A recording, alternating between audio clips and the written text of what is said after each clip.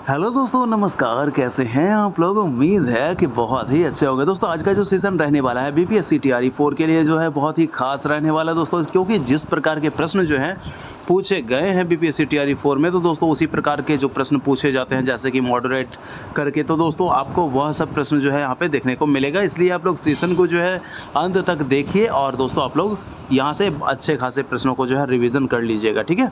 चलिए व्याख्या सहित हम लोग करते हैं, जैसा कि आप लोग जानते हैं कि प्रत्येक सेशन में। तो आइए दोस्तों हम लोग शुरू कर लेते हैं, लेकिन उससे पहले दोस्तों एक खास छोटी सी रिक्वेस्ट है आप लोगों से। अगर चैनल पे आप नए हैं या पुराने हैं, सब्सक्राइब नहीं किए हैं दोस्तों, तो सब्सक्राइब करके नोटिफिकेशन को ऑल पे सेट कर लीजिएगा, ठीक है। चलिए बढ़ते हैं पहला प्रश्न की तरफ। क्या पूछा जा रहा है यहाँ पे? उत्तम वाग्यकर के गुण किस ग्रंथकार ने बताए हैं? दोस्तों उत्तम वाग्यकर का जो गुण है वो ग्रंथकार के बारे में बताना है कि कौन सा ग्रंथकार ने बताए हैं। दोस्तों उनका ग्रंथ भी कौन सा है ये भी हम लोग जान लेंगे। तो क्या मतंग ने बताया है, सारंगदेव ने, या होबल, या उपरोक्त में एक से अधिक, या उपरोक्त में से कोई नहीं? दोस्तों इसका जवाब क्या होने वाला है? इसका जवाब हो जाएगा दोस्तों ऑप्शन नंबर बी, सारंगदेव, ठीक है। सारंगदेव ने उत्तम वाग्यकर के गुण बताए हैं किस अध्याय में दोस्तों और किस ग्रंथ में? तो ग्रंथ का नाम हो जाएगा आपका संगीत रत्नाकर, ठीक है। संगीत रत्नाकर में सारंगदेव ने उत्तम वाग्यकर के गुण बताए हैं। और संगीत रत्नाकर के किस अध्याय में? तो दोस्तों मैं बात कर ले कि तीसरे अध्याय में जो है आपका बताया गया है, जो अध्याय का नाम है क्या? प्रकीर्णक अध्याय। उसमें बताया गया है वाग्यकर के गुण, ठीक है। चलिए आप लोग मुझे कमेंट करके बताइए दोस्तों यहाँ पे कि आप लोग कितना जानते हैं, देखते हैं कौन कौन से लोगों को पता है कि उत्तम वाग्यकर के सारंगदेव ने कितने गुण बताए हैं, ठीक है। चलिए फटाफट 25, 28 या कुछ और है, चलिए आप लोग फटाफट मुझे कमेंट कीजिएगा कमेंट बॉक्स में। आगे देख लेते हैं। अगला प्रश्न हमारा है 2 नंबर का। देखिए दोस्तों जो मैं प्रश्न बता चुका होता हूँ वही सब प्रश्न आपसे जो है करता हूँ, इसलिए आप लोग जो है जवाब जरूर दीजिएगा। चलिए दूसरा नंबर प्रश्न है, जो व्यक्ति गुरु से प्राप्त शिक्षा में, यानी कि गुरु से जो प्राप्त शिक्षा करता है उसमें अपनी शिक्षा तथा अभ्यास द्वारा कुछ नई बातें को जोड़ता है, तो वो क्या कहलाता है? देखिए जो व्यक्ति है दोस्तों वो क्या करता है कि प्राप्त शिक्षा यानी कि गुरु से कुछ सीख लिया, और वह व्यक्ति क्या करता है कि उसमें कुछ अपनी जो है शिक्षा उसमें शामिल कर देता है और कुछ नया बातों को क्या होता है उसमें जोड़ देता है, वह क्या कहलाता है? वो कहलाता है दोस्तों, उसका जवाब हो जाएगा, वो कहलाएगा गायक, ठीक है। गायक किसे कहते हैं? तो गायक कौन कहलाता है? तो वो हो जाएगा कि गुरु से जो शिक्षा प्राप्त करता है ना उसमें, और अपनी जो होता है कि नई बातों को उसमें जोड़ देता है, तो वही कहलाता है गायक, ठीक है। चलिए आगे देख लेते हैं। अगला प्रश्न हमारा 3 नंबर का, जिसे संगीत तथा शास्त्र दोनों का ज्ञान हो उसे क्या कहते हैं? देखिए जो व्यक्ति को संगीत और शास्त्र दोनों का जानकारी है, संगीत और शास्त्र दोनों का जो जानकारी रखता है, उसको क्या कहेंगे? उसको कहेंगे दोस्तों यहाँ पे नायक, ठीक है। नायक, अगर नायक ना रहे तो कभी कभी इसको वाग्यकर भी मान लिया जाता है, वाग्यकर भी मान लिया जाता है, कभी कभी आपको दे देता है ऐसा देखने को, ठीक है। तो ये चीज़ आपको याद रखना है। आगे देख लीजिए चौथा नंबर प्रश्न हमारा क्या कह रहा है, इनमें से अवनद्ध को पहचाने। दोस्तों अवनद्ध को पहचानना है, यानी कि ये क्या पूछा जा रहा है? अवनद्ध वाद्य को पहचानना है। वाद्यों के वर्गीकरण, कितने वर्ग में वाद्यों को बांटा गया है? तो 4 वर्गों में वाद्यों को बांटा गया है। जैसा कि आप लोग को बहुत बार बताए हैं हम कि तत्त है, सुशीर है, अवनद्ध है, घन है, तो ये 4 प्रकार के वाद्य हो गए। तो इनमें से अवनद्ध वाद्य कौन सा है? तो देखिए आपका जो यहाँ पे जल तरंग दिख रहा है ना, ये आपके घन वाद्य हैं, ठीक है। घाटम, ये आपका क्या दिख रहा है? ये आपका घाटम जो है ये आपके अवनद्ध के अंतर्गत आता है, अवनद्ध वाद्य है, ठीक है। तो ये तो आपका एक घाटम मिल गया। डमरू ऊपर देख लेते हैं, तो डमरू भी आपका ये भी क्या होता है? अवनद्ध वाद्य है, इसलिए दोनों सही जवाब हो जाएगा। तो हमारा आंसर क्या बनेगा? ऑप्शन नंबर डी, उपयुक्त में से एक से अधिक, ठीक है। आंसर बन जाएगा डी। आगे देख लीजिए अगला प्रश्न है हमारा नंबर 5 है। क्या पूछ रहा है कि लोचन द्वारा रचित ग्रंथ है। देखिए लोचन द्वारा अगर रचित ग्रंथ की हम बात कर ले तो लोचन ने कौन सा ग्रंथ जो है उसकी रचना की है? तो लोचन द्वारा रचित जो ग्रंथ है वो कौन सा हो जाएगा? राग तरंगिणी, ठीक है। ऑप्शन नंबर ए, राग तरंगिणी के लेखक कौन है? लोचन। सदी पूछे तो आपको बता देना है 15वीं सदी की ये ग्रंथ है, 15वीं सदी की, ठीक है। और राज तरंगिणी देखिए यहाँ पे दिख रहा है, दोनों में कन्फ्यूजन होता है बहुत बार बच्चों को। तो राज तरंगिणी अगर बात करेगा तो आपको याद रखना है कल्हण, ये आपके जीके जीएस वाला सेशन में पूछा जा सकता है, कल्हण। और अष्टाध्यायी की बात कर ले तो अष्टाध्यायी के लेखक कौन है? पाणिनि, पाणिनि, ठीक है। ये अष्टाध्यायी के लेखक हैं, ठीक है, पाणिनि। चलिए आगे देख लेते हैं। अगला प्रश्न हमारा 6ठा नंबर का, आधुनिक थाट वर्गीकरण किस ग्रंथ का है, यानी कि किस ग्रंथ में बताया गया है आधुनिक थाट वर्गीकरण के बारे में। तो जवाब इसका क्या हो जाएगा, जवाब देना है तो आधुनिक थाट वर्गीकरण के बारे में अगर पूछा जा रहा हो तो यही जो हम लोग जानते हैं कौन सा, राग तरंगिणी। ऑप्शन नंबर ए हो जाएगा राग तरंगिणी। और राग तरंगिणी के लेखक कौन है, अभी मैंने बताया लोचन, ठीक है, 15वीं शताब्दी की ग्रंथ है लोचन। सप्ताध्यायी देखिए आपको दिख रहा है, सप्ताध्यायी ये किसको कहा जाता है, तो ये सप्ताध्यायी सारंगदेव लिखे हैं, ठीक है, सप्ताध्यायी संगीत रत्नाकर को कहा जाता है, 13वीं सदी की ग्रंथ है। और अष्टाध्यायी पाणिनि का जो ग्रंथ है उसको कहा जाता है। चलिए अब आगे देख लेते हैं, अगला प्रश्न हमारा 7 नंबर का प्रश्न है, राग श्री किस थाट का राग है। देखिए श्री के बारे में बात कर ले तो श्री भैया आपका याद रखना है, ये कहीं कभी नहीं भूलना है, श्री जो है ये आपका पूर्वी का होगा, क्योंकि श्री पूरब से जब सूर्य निकलता है तो हम क्या करते हैं, ईश्वर की आराधना करते हैं, और श्री जो है श्री का गुणगान करते हैं, यानी ईश्वर का गुणगान करते हैं, तो पूरब से पूर्वी हो जाएगा, ठीक है। पूर्वी ये जो आपका इसमें अगर बात कर ले, पूर्वी का एक जो आपका क्या हो जाता है, पूर्वी में कौन कौन से स्वर लगते हैं, तो आपका पूर्वी में रे, म और ध, म तीव्र लग जाता है इसमें, ये आपका पूर्वी में लग जाता है, ठीक है। चलिए आगे देख लेते हैं, अगला प्रश्न है हमारा, क्या प्रश्न है, किस गीत को अंत में द्रुत कहरवा ताल में गाते हैं। दोस्तों देखिए इस प्रश्न को पहले आप लोग VVI लगा लीजिएगा कि किस गीत को अंत में द्रुत कहरवा में गाते हैं। तो द्रुत कहरवा जो हमारा हो जाता है वो कौन सा हो जाता है, ऑप्शन नंबर हमारा हो जाएगा सी, ठुमरी, ठीक है। ठुमरी जो है इसकी ताल की अगर संगति बनेगी तो किस ताल के साथ, तो जत ताल के साथ इसकी संगति होती है, और किस ताल के साथ, ठुमरी की संगति दीपचंदी ताल के साथ होती है, दीपचंदी ताल के साथ होती है। दीपचंदी का मात्रा 14 होता है और जत ताल का मात्रा कितना हो जाता है, 15 हो जाता है। तो ये सब चीज़ जो है याद रखना है। चलिए आगे देख लेते हैं, अगला प्रश्न है 9 नंबर, ठुमरी का जन्म किनके द्वारा हुआ था। जवाब क्या होगा दोस्तों, क्या लखनऊ के नवाबों द्वारा, या ग्वालियर के नवाबों द्वारा, दिल्ली के नवाबों द्वारा, उपयुक्त में से एक से अधिक या उपयुक्त में से कोई नहीं। तो इसका जवाब क्या हो जाएगा, इसका जवाब हो जाएगा ठुमरी के जन्म जो हुए थे ना वो लखनऊ के नवाबों के द्वारा हुआ था। और लखनऊ के नवाब जो थे वो कौन थे, वाजिद अली शाह। अगर पूछा जाए तो वाजिद अली शाह भी इसका आंसर हो जाएगा, वाजिद अली, ठीक है, क्योंकि ये लखनऊ के नवाब थे वाजिद अली शाह, इन्हीं के दरबार में जो है ठुमरी का जन्म हुआ था। चलिए आगे देख लेते हैं, अगला प्रश्न है हमारा कि लखनऊ और बनारस इनमें से किसके लिए प्रसिद्ध है। तो क्या ध्रुपद के लिए है, ठुमरी के लिए है, ख्याल के लिए है, किसके लिए, तो बताना है फटाफट। इसका जवाब क्या हो जाएगा, इसका जवाब हो जाएगा लखनऊ और बनारस जो है दोस्तों ये आपके ठुमरी के लिए प्रसिद्ध है, ठुमरी के लिए प्रसिद्ध है। आगे देख लेते हैं, 11 नंबर का प्रश्न हमारा क्या कह रहा है, पंडित बालकृष्ण बुआ इचलकरंजीकर के मुख्य शिष्य कौन थे। देखिए इनमें से देखना है हमको कि इनमें से किनके शिष्य थे बालकृष्ण इचलकरंजीकर जी। तो किनका हो जाएगा, हम लोग देखना शुरू करते हैं। देखिए ओमकारनाथ ठाकुर, भाई इनके गुरु कौन थे, इनके गुरु तो पलूस्कर थे, पलूस्कर थे। तानसेन, मियाँ तानसेन, तानसेन के गुरु कौन थे, तो इनके गुरु थे स्वामी हरिदास थे, स्वामी हरिदास थे, ठीक है। तो ये भी आपके नहीं होंगे। विष्णु दिगंबर पलूस्कर, देखिए यही इसका सही जवाब हो जाएगा, विष्णु दिगंबर पलूस्कर, क्योंकि इसी के गुरु जो थे पंडित बालकृष्ण बुआ थे। तो यहाँ प्रश्न क्या पूछा है मॉडरेट बनाकर कि पंडित बालकृष्ण बुआ इचलकरंजीकर के मुख्य शिष्य कौन थे, तो भाई यही थे, ठीक है। ओमकारनाथ के पलूस्कर जी थे और मियाँ तानसेन के स्वामी हरिदास थे। आगे देखिए नंबर 12 हमारा प्रश्न है कि विकृत स्वर वह होते हैं जो, देखिए विकृत स्वर के बारे में पूछा जा रहा है, जो क्या होता है, जो शुद्ध स्वर से ऊपर या नीचे होता है, जो शुद्ध स्वर के नीचे होता है, जो क्या होता है, शुद्ध स्वर के ऊपर होता है। तो जवाब देना है कौन कौन सा हो जाएगा, इसका जो जवाब होगा विकृत स्वर वो होते हैं जो आपके शुद्ध स्वर से ऊपर या नीचे होते हैं, ठीक है। आपके कोमल हम बात करें, कोमल एक होता है आपका विकृत जो होता है, कोमल भी होता है, और एक आपका विकृत तीव्र भी होता है।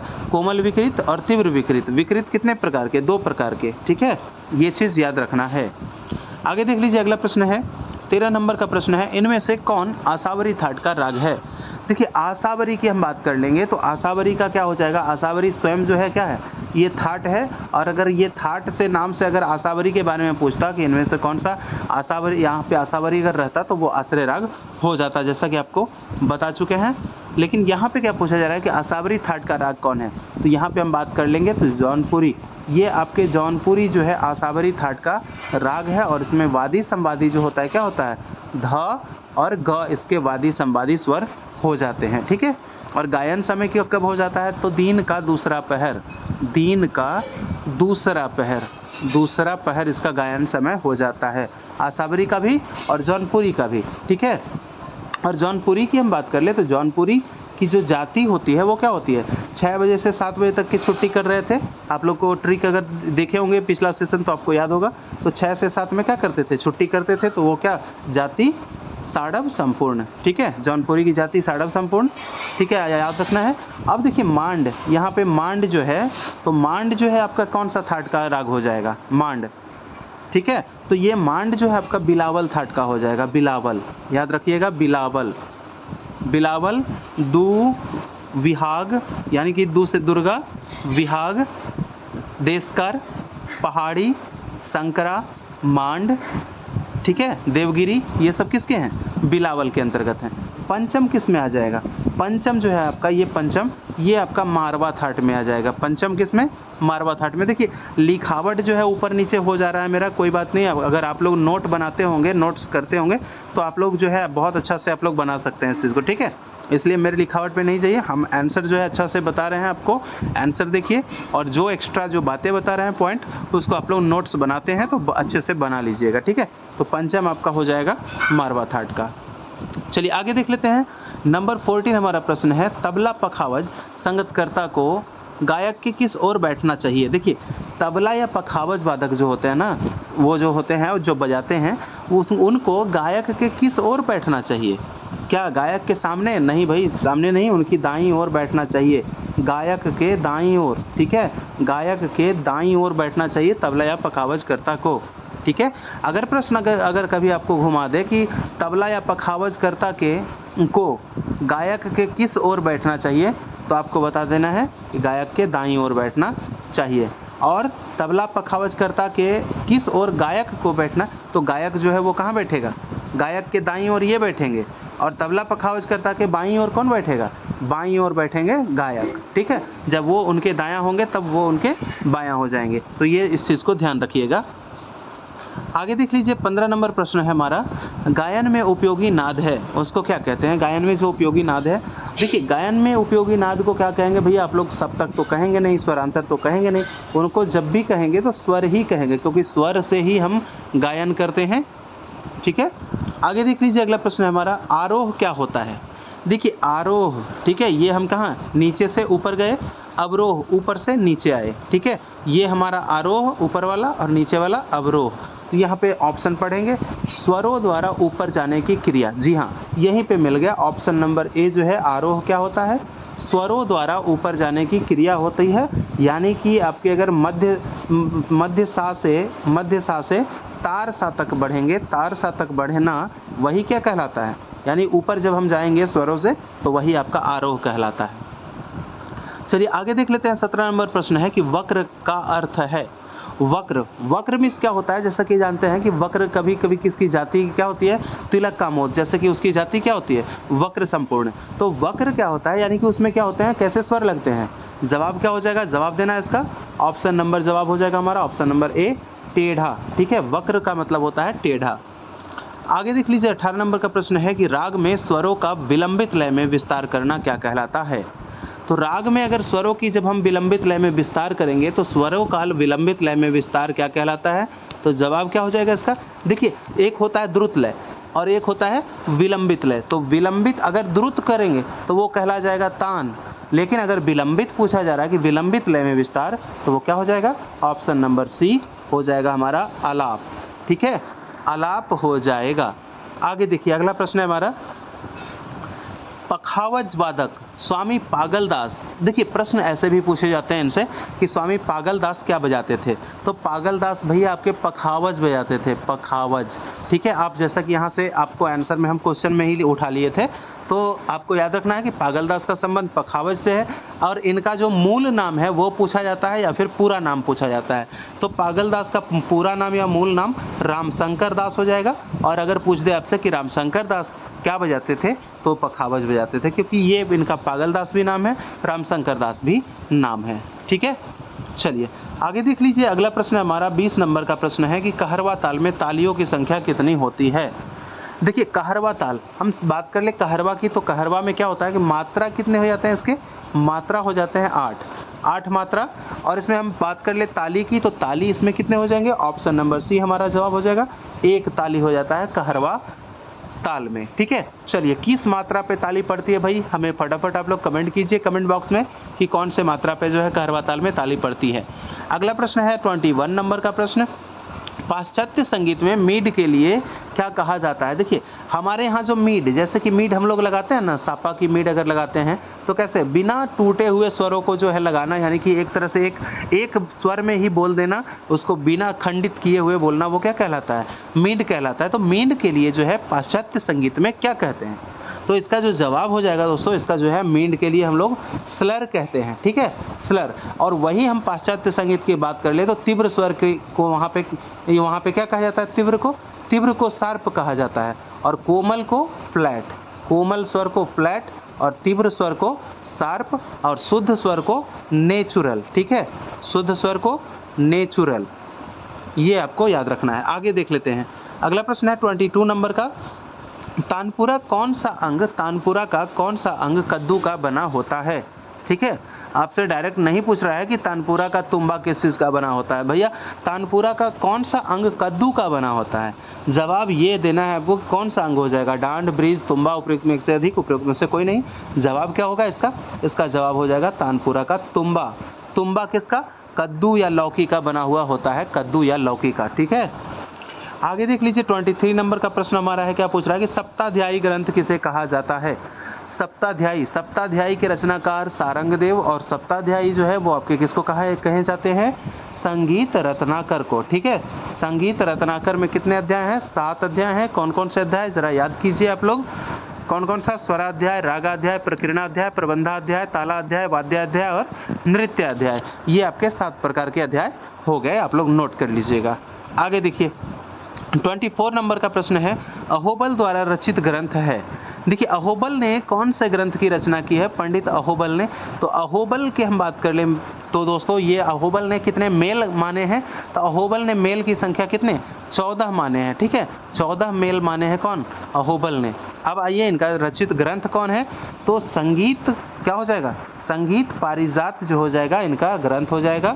संगीत पारिजात के लेखक अहोबल, संगीत रत्नाकर बता ही चुके हैं, और संगीत मकरंद जो है आपके नारद। ठीक है, नारद का लिखा हुआ है संगीत मकरंद।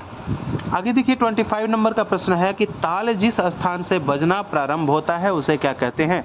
तो ताल की अगर हम बात कर ले तो ताल जो है जिस स्थान से बजता है, यानी कि जहाँ पे क्या होता है, सम, तो सम से ही ताल बजता है। सम को कैसे दर्शाया जाता है, सम को इस तरह से दर्शाया जाता है, और ताल जिस स्थान से बजना प्रारंभ होता है उसे क्या कहते हैं, ऑप्शन नंबर ए जवाब हो जाएगा, सम। चलिए आगे देख लेते हैं 26 नंबर का प्रश्न हमारा है, क्या पूछ रहा है कि पखावज के कितने वर्ण होते हैं। ठीक है, पखावज के कितने वर्ण होते हैं, उसमें अगर बात कर ले तबले के वर्ण के बारे में या पखावज के वर्ण के बारे में, तो यहाँ पे वर्ण कितने हो जाते हैं दोस्तों, इसका जो जवाब हो जाएगा ऑप्शन नंबर ए हो जाएगा, 16। ठीक है, तबले में कितने घर अगर पूछे तो भी 16, तबला या पखावज में 16 घर, 16 छिद्र।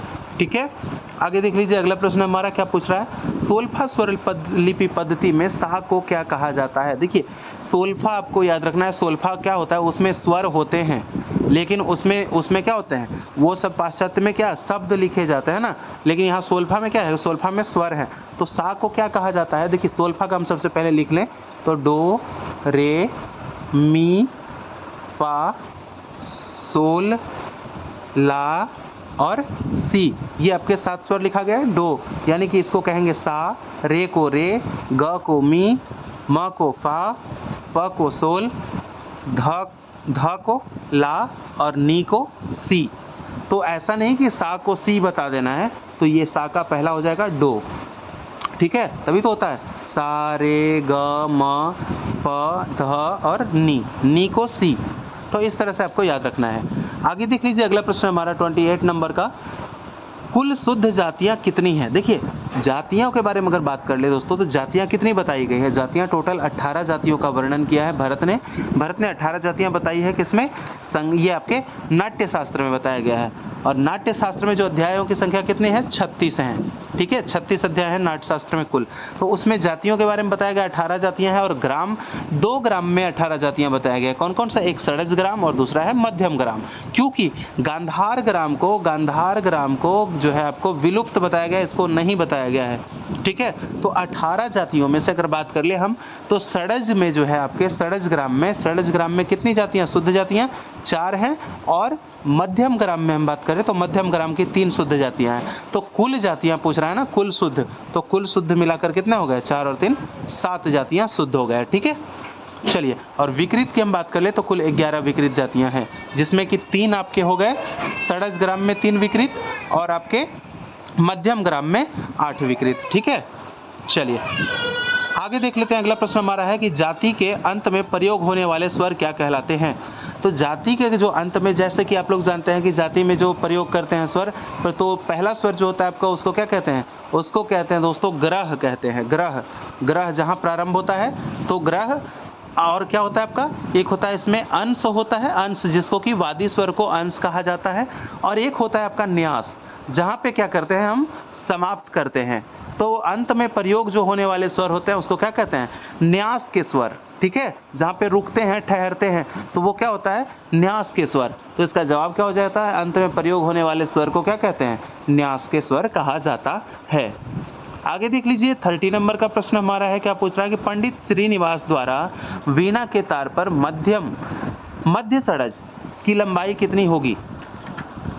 देखिए यहाँ पे जो है श्रीनिवास जो है इनका जो है आपका ग्रंथ अगर बात कर ले तो कौन सा ग्रंथ हो जाएगा? राग तत्व विबोध। राग तत्व विबोध जो है आपके ग्रंथ के लेखक कौन हो जाएंगे? इसके ग्रंथ के लेखक हो जाएंगे श्रीनिवास। और श्रीनिवास ने क्या पूछा जा रहा है कि वीणा के तार पर मध्य षडज की लंबाई कितनी होगी? तो मध्य षडज की लंबाई जो होगी दोस्तों, वो हो जाएंगे आपके 36 इंच। ऑप्शन नंबर बी हमारा जवाब हो जाएगा 36 इंच। ठीक है। अभी जो हम लोग तो देख रहे हैं, अभी स्टार्टिंग में थोड़ा सा दोस्तों क्या हुआ था, प्रॉब्लम थोड़ी सी जो है तबीयत थोड़ा सा डाउन हो गया था, तो इसके वजह से थोड़ा सा प्रॉब्लम हो गया था कि सेशन नहीं आ पा रहा था। अब देखिए सेशन आएगा, और अभी थोड़ा सा फुल एनर्जी नहीं मिल रहा है दोस्तों, फुल एनर्जी के साथ आएगा और अच्छी व्याख्या के साथ आएगी। तो आप लोग जो है चैनल पर बने रहिएगा और अपना जो है प्यार दुलार जो है हमारे लिए थोड़ा सा बरसाते रहिएगा। ठीक है। और बाकी दोस्तों आप लोगों के लिए बिल्कुल टेंशन नहीं लेना है, TRE 4 की तैयारी जो है बहुत अच्छे से हो जाएगी, बहुत अच्छे से करना है, और बस बने रहिएगा आप लोग जैसा कि मैंने कहा। तो ठीक है, आप लोग फटाफट अब इस सेशन के बारे में मुझे कमेंट करके बताइए कि यह सेशन आपको कैसा लगा, और हम मिलेंगे आपसे अगले सेशन में नए प्रश्नों के साथ में। जब तक के लिए इजाज़त चाहते हैं दोस्तों। जय हिंद, जय भारत।